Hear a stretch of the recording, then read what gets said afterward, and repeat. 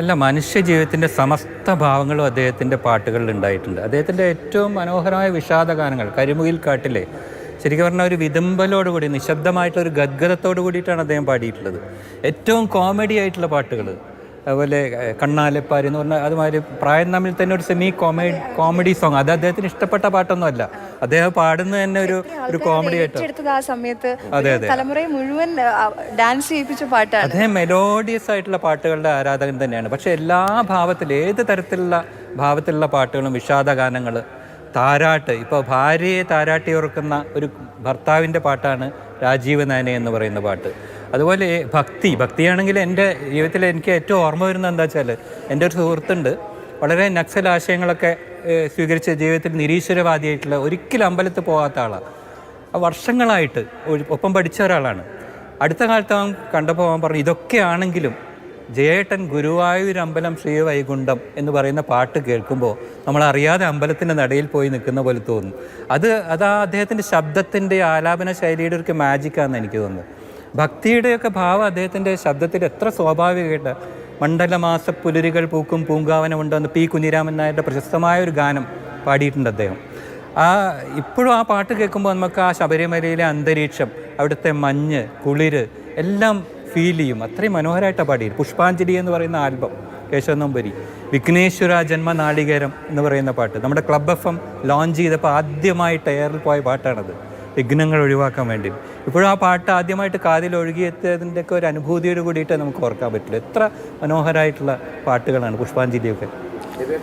അതോടൊപ്പം തന്നെ നമുക്ക് ഓരോ ഗായകർക്കും ഓരോ പ്രത്യേകതകളും രീതികളും ഒക്കെ ഉണ്ട്. അപ്പോൾ രവിയേട്ടൻ തന്നെ പറഞ്ഞ് ഞാൻ കേട്ടിട്ടുള്ള കാര്യമാണ്, ജയേട്ടൻ പാട്ട് പാടുന്ന മുമ്പ് ഒരുപക്ഷെ മസാല ദോശ കഴിക്കും. മസാല ദോശ കഴിച്ചതിന് ശേഷം, അതായത് ഒരു സാധാരണ ഗായകൻ്റെ ഒരു ചിട്ടകളും ജയേട്ടൻ ഇതൊന്നും പാലിച്ചിട്ടേ ഇല്ല. ജയേട്ടൻ്റെ ദോശയാണ്, മസാല ദോശ ആയാലും കുഴപ്പമില്ല, ദോശ. അതായത് ജയേട്ടനെ മെരുക്കാനുള്ള ഏറ്റവും നല്ല മാർഗം, ഇപ്പോൾ ഒരു സംഘാടകനായാലും സംഗീത സംവിധായകനായാലും പ്രൊഡ്യൂസറായാലും ഒക്കെ ജയേട്ടനെ മെരുക്കാനുള്ള ഏറ്റവും നല്ല മാർഗം അദ്ദേഹത്തിന് മൊരിഞ്ഞ ദോശ സമ്മാനിക്കുന്ന. വേണുവിനും കൃഷ്ണനൊക്കെ അറിയാം, ദോശയാണ് അദ്ദേഹത്തിൻ്റെ ഒരു വീക്ക്നെസ്. അങ്ങനെ ധാരാളം വീക്ക്നെസ് ഉണ്ട്. റഫീ സാഹിബ് ഒരു വീക്ക്നെസ്സാണ്, സുശീലാമ്മ ഒരു വീക്ക്നെസ്സാണ്. അവരെക്കുറിച്ച് പറഞ്ഞു കഴിഞ്ഞാൽ ഒരു രാത്രി മുഴുവൻ പറഞ്ഞുകൊണ്ടിരിക്കും അദ്ദേഹം. എനിക്ക് ഏറ്റവും ഇപ്പോൾ ഓർമ്മ വരുന്ന കൃഷ്ണേന്ദ്രനെ പറ്റി ഞങ്ങളും സംസാരം ഉണ്ടായി. അതായത് സിനിമയിൽ പിന്നീട് അദ്ദേഹം അഭിനയിച്ചിട്ടില്ല അധികം, നക്ഷത്രങ്ങൾ കഴിഞ്ഞ ശേഷം അഭിനയിച്ചു. അപ്പോൾ ഞാൻ ചോദിച്ചു, ജയേട്ടാ ഇനി അഭിനയിച്ചുകൂടെ, നന്നായി അഭിനയിച്ചല്ലോ നിങ്ങൾ അതിൽ. അപ്പോൾ അദ്ദേഹം പറയാം, അഭിനയമൊന്നും പാട്ടുകാർക്ക് പറ്റിയില്ല, ഒന്നും ശരിയായില്ല. അപ്പോൾ നമ്മൾ കൃഷ്ണേന്ദ്രനൊക്കെ എത്ര പടത്തിൽ അഭിനയിക്കുന്നു പാടുന്നു ഒക്കെ ചെയ്തതല്ലേ. അത് അയാളുടെ ഹീറോയിൻ ജയഭാരതിയാണ്, എനിക്കുണ്ടോ ഹീറോയിൻ, ഞാൻ വയസ്സനായിട്ടല്ല അഭിനയിക്കുന്നത്, വളരെ തമാശയായിട്ടാണ് പറഞ്ഞത്.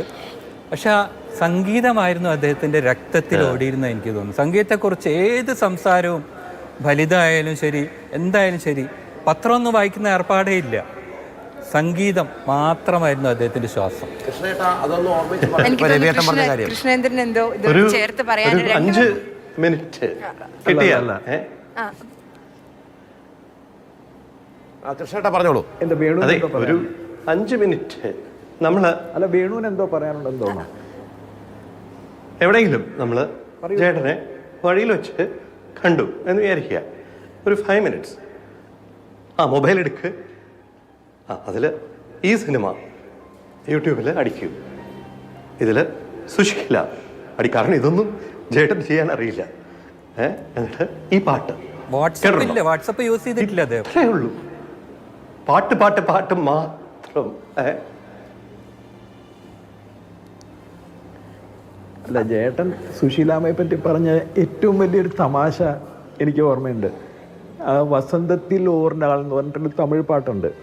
വസന്തത്തിലോർ നാൾ മണവரை താരി വൈദേഹി, അങ്ങനെ ഒരു പാട്ട്, കാത്തിരുന്നാളോ എന്ന് പറഞ്ഞൊരു പാട്ടുണ്ട്. ആ പാട്ടിനെ പറ്റി ജയേട്ടൻ പറയുന്നത്, അതിലൊരു സംഗതി അടിക്കും സുശീലാമ്മ. അതിപ്പോൾ എനിക്ക് റിപ്പീറ്റ് ചെയ്യാൻ പറ്റില്ല, കാരണം അത്രയും പെർഫെക്റ്റ് ആയിട്ട് പാടാൻ പറ്റില്ല. അപ്പോൾ അത് ജയേട്ടൻ പറയും, എടോ അയമ്മയ്ക്ക് അറിയില്ല, അയമ്മയ്ക്ക് ഇങ്ങനെയൊക്കെ പാടാൻ അറിയും എന്നുള്ളത് എന്നാണ് ജയേട്ടൻ പറയാറുള്ളത്. അപ്പോൾ ജയേട്ടൻ ചിലരെ പറ്റിയിട്ട് പറയുന്ന ഒറ്റ വാക്കിൽ ജയേട്ടൻ അതിൻ്റെ എല്ലാം പൂർണ്ണമായിട്ടുള്ള കാര്യങ്ങൾ നമ്മളെ അറിയിപ്പിക്കും എന്നുള്ളതാണ്.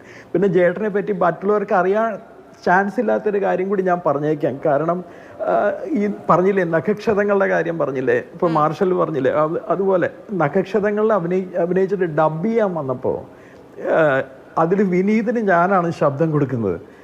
ജയേട്ടൻ്റെ പോർഷൻ ഡബ് ചെയ്യാൻ വേണ്ടി വന്നപ്പോൾ ഞാൻ വിനീതിന് ഡബ് ചെയ്തുകൊണ്ട് നിൽക്കുകയാണ് ഡബ്ബിങ് തിയേറ്ററിൽ. അപ്പോൾ കുറച്ച് നേരം അവിടെ ഇരുന്നിട്ട് പറഞ്ഞു, ഇത് നോക്കിയിട്ട് പറഞ്ഞു, ഈ ലിപ്പ് നോക്കി ഇങ്ങനെ നമ്മൾ ആ ഡയലോഗ് ഇങ്ങനെ പറയുകയാണല്ലോ. പുള്ളി പറഞ്ഞു, ചേട്ടൻ പറഞ്ഞു, എടോ എന്നെ കൊണ്ട് ഈ പരിപാടിയൊന്നും പറ്റില്ല, അത് വേറെ വല്ലവരും കൊടുത്തോട്ടെ ശബ്ദം, ഞാൻ പോവാണ് ഇവിടുന്ന് എന്നൊക്കെ പറഞ്ഞിട്ട് പോകാൻ പുറപ്പെട്ടു ജയേട്ടൻ. പിന്നെ ഞാൻ പറഞ്ഞു, ജയേട്ടാ ഇത് പാട്ടുകാരെ സംബന്ധിച്ചിടത്തോളം ഇതൊരു പ്രശ്നമല്ല ഈ ഡബ്ബിംഗ് എന്നുള്ളത്, ഒരു താളത്തിൻ്റെ കേസാണ്, ഒരു റിതമാണ് ഈ സംഭവം. ആ ഒരു പ്രാവശ്യം നമുക്കൊന്ന് കണ്ടു കഴിഞ്ഞാൽ അവരെവിടെയാണ് ലിപ്പ് തുറക്കുന്നതെന്ന് പിടിക്കാൻ പറ്റും. ജയേട്ടൻ ഇന്ന് ഡബ് ചെയ്യാതെ ഇവിടെ ഒന്നും ഞങ്ങൾ ചെയ്യുന്നു നോക്കിയിട്ട് ഉഷാറാക്കി വിട്ടു. എനിക്ക് വേറൊരു കാര്യം വേണുണ്ട്. പക്ഷെ അത് പാട്ടുകാരെ പല പാട്ടുകാരെ സംബന്ധിച്ചിടത്തോളം അവര് താളമാണ് വേണു.